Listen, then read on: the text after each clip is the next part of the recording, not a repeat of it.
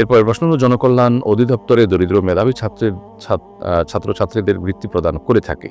আমি এই বৃত্তির জন্য আবেদন করেছি। পারিবারিকভাবে আমরা সচ্ছল, কিন্তু আমার বাবার উপার্জন পুরোপুরি হালাল নয়, বরং আংশিক হালাল।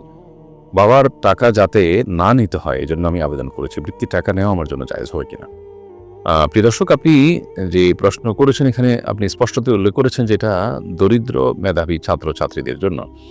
দরিদ্র মেধাবী শিক্ষার্থীদেরকে যে বৃত্তি দেওয়া হচ্ছে এখানে তারাই নিতে পারবেন, তারা যারা দরিদ্র।